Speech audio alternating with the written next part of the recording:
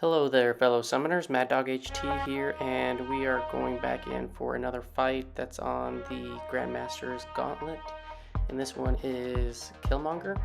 So I'm just using Aegon, and kind of was getting to the point where I was getting a little bit tired, so I basically cleared half the path the evening before and woke up.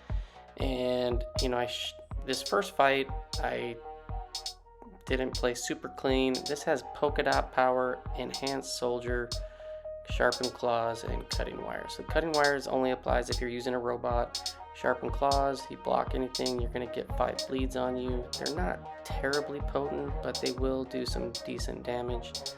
Enhanced soldier is just going to make him get true strike easier.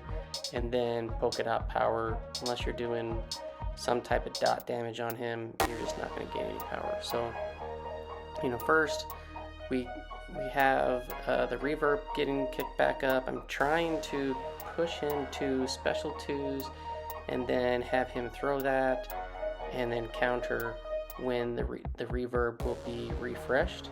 And you know, so far it's going fairly well. And you know, you want to trigger Reverb when he has low amount of power.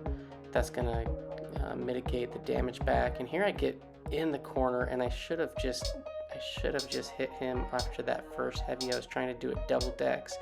I can do that, but you know, sometimes it can get sketchy. Aegon's ability to shrug off debuffs is gonna get any of those bleeds off, but you have to be careful. If you don't have that true accuracy and all that up, you can take the Reverb damage. I ended up just getting smacked in the face there, so we're going to revive. And then this is kind of where I went wrong. I had very few health pots left, and I did have a stack of 4-hour cav crystals that could have given me plenty of health pots to get through the rest of this line. And I didn't use them, and it's going to cost me an extra couple of revives.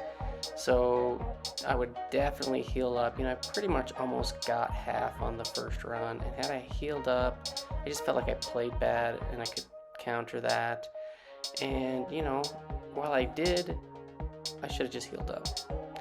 But here I end up blocking that first one. You start getting a little bit of bleed, and then he dexes out of a counter, and then he had those counter punch charges, and I wasn't thinking about that. And when I hit him, it wasn't an unblockable hit, and so he was able to trigger those unstoppables and smack the crap out of me and kill me again. And so I'm sitting here, I'm like, I can do this.